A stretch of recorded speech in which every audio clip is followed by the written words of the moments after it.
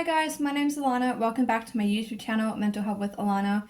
If you're new here, please give this video a like and a thumbs up. Also subscribe so you can stay up to date with my videos. I post every Monday and Friday. So I wanted to talk about ways that I'm trying to stay self-harm free. So lately I've been putting a few things in place to try to help myself go into recovery from self-harm, as it's something that I've dealt with since I was 13. And it's something that I'm really trying hard to recover from at the moment. And I wanted to share a few things of what I've been doing to help myself. The first one is that I've got a distraction/sensory box that I keep under my bed, so it's right there. This is so I can grab it when I need it, and I have a lot of things in it. I've got things like sensory items, I've got workbooks, I have like a book of like poetry, I've got like self-care things like a face mask, I got a journal with a pen, just things like that. I made a whole video on what's in my sensory box if you're interested. I will put it down below in the description, or you can just find it on my channel. But yeah, so having this distraction/sensory box is a really good idea because it helps me so that when I get an urge, I can go and use my distraction box instead and distract myself basically for the time until the urge passes. The second thing that I do is that I tell someone. So I go and tell my mom that I'm having a self-harm urge, and she makes sure that she keeps me safe until it passes. So if this is at nighttime, for example, and I'm having really bad self-harm urges, then I will go to my mom's room and I'll go tell her. And then in the morning, she'll check in on me and be like, how are you? Like, how are you going? Are you still having the urge? And I find telling somebody keeps you accountable and it keeps you safe. And this is something I've only recently started doing. I never used to do this before. I always used to just go with my urges straight away, and I didn't want anyone intervening.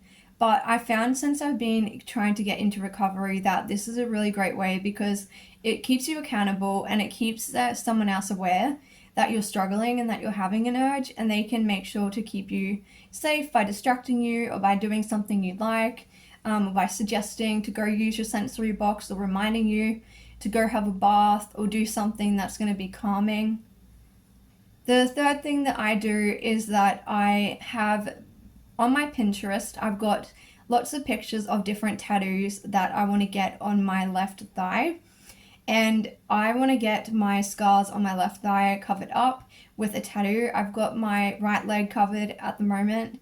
Not completely covered, but the tattoo covers a lot of scarring. And on my left leg, I'd really like to get a tattoo that's kind of matching. And so what I do is I keep my tattoo ideas on my Pinterest board, and every time I feel like self-harming or I have the thoughts, I remind myself by going onto my Pinterest and looking at the pictures and telling myself that if I can withstand this urge and not give in to it, my leg will heal quicker and that I can get the tattoo that I really want, and that it will be a really nice tattoo and it will be really meaningful to me. The next one is to set little rewards for yourself. So every time that you don't give in to the urge, set a reward for yourself. This could be by having chocolate. I like to get myself a Diet Coke. I will do a face mask, a bit of a like self-care, like pampering session.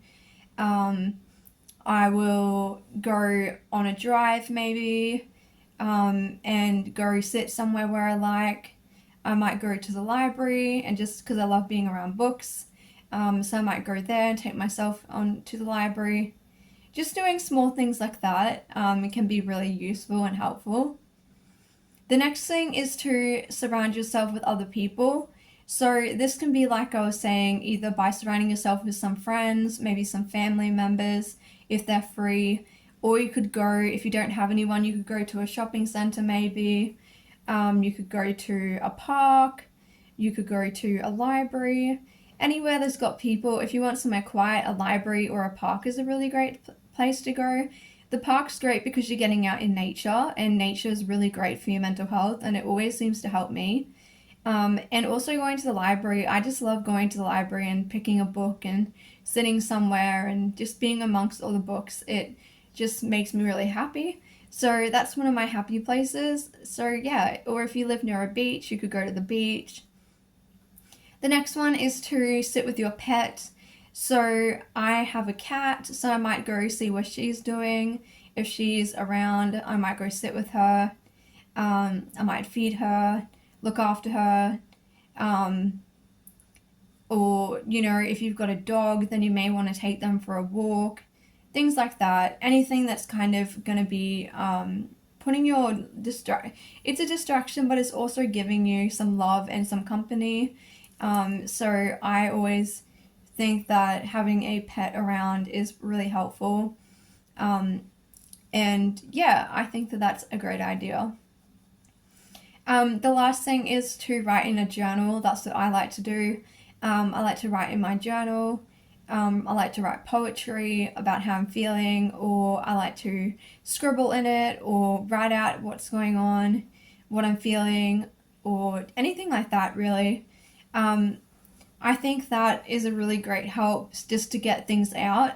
If you don't want to talk to somebody, then you have that option of just privately writing stuff down, and having the kind of release in that way. And then the other thing that I've been doing is I've been looking at my small goals that I set for myself. So I remind myself that if I can stay self-harm free, I can reach, maybe like with my moving out, I want to be able to move out by the end of the year. I want to be able to move out and be safe and not be putting my family at, you know, like giving my family worry, or worrying my friends, or, you know, like people around me. And I also want to be able to know that I can move out and that I can be safe and keep myself safe. So that's a goal for me. Other goals can just be small things like the tattoo. That's a goal that you can have in place. So having little goals or even bigger goals that are written down where you can like look back on them, that can be super helpful. So those are the things that I'm doing at the moment. There's probably heaps more. Those are just the things that I've been using and utilizing, and they've been working quite well. So if you have any other suggestions or ideas, please leave it down in the comments. Thank you guys so much for watching this video, and I'll see you in my next one.